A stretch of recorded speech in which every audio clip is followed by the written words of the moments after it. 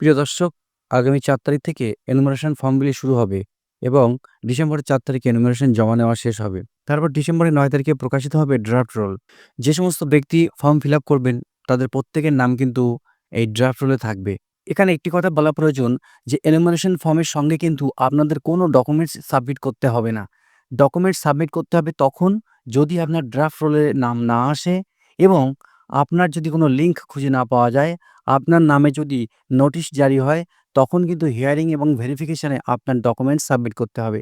তার আগে কিন্তু কোনো ডকুমেন্টস আপনার দেওয়ার প্রয়োজন নেই। শুধুমাত্র ফর্মটা ফিল আপ করে সাবমিট করলেই হবে। কিন্তু যাদের কোনো লিঙ্ক পাওয়া যাবে না, যাদের নিজেদের ২০০২ সালের নাম নেই, বাবা-মায়ের নাম নেই, দাদু-ঠাকুমার নাম নেই, তাদের কিন্তু ফিজিক্যাল ভেরিফিকেশন এবং হিয়ারিংয়ের জন্য নোটিশ জারি করা হতে পারে। তো সেখানে আপনি যদি ভারতীয় নাগরিক হয়ে থাকেন, তার সমস্ত কাগজপত্র ও তথ্য নিয়ে কিন্তু আপনাকে ফিজিক্যাল ভেরিফিকেশনে হাজির হতে হবে। যদি সবকিছু তথ্য ঠিকঠাক থাকে, তাহলে আপনার ফাইনাল লিস্টে আপনার নাম উঠে যাবে।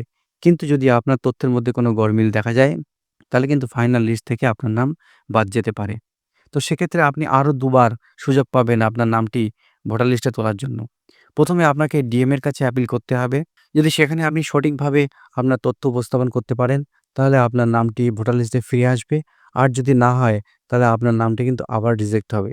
তারপর একদম সবার শেষে আপনি কিন্তু স্টেট চিফ ইলেকটোরাল অফিসার তার কাছে কিন্তু আপনি অ্যাপিল করতে পারেন। সেখানে আপনি যদি সঠিকভাবে উপস্থাপন করতে পারেন, তো আপনার নামটি ইলেকটোরাল রোলে ফিরে আসবে।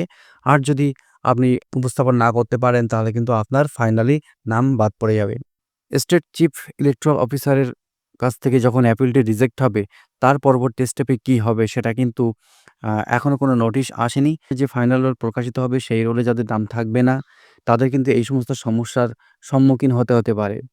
তো আপনারা যদি সত্যি ভারতের নাগরিক হয়ে থাকেন আর আপনার যদি কোনো লিঙ্ক খুঁজে না পাওয়া যায়, তাহলে অবশ্যই আপনার কাগজপত্র সব প্রস্তুত করে রাখুন। এটা আপনাদের ভয় দেখানোর জন্য নয়, আপনাদের সচেতন করার জন্যই কিন্তু এই ভিডিওটা বানানো হয়েছে। তো যদি ভিডিওটি ভালো লেগে থাকে, অবশ্যই ভিডিওটিকে লাইক করে চ্যানেলটি সাবস্ক্রাইব করে দেবেন। সকলকে ধন্যবাদ।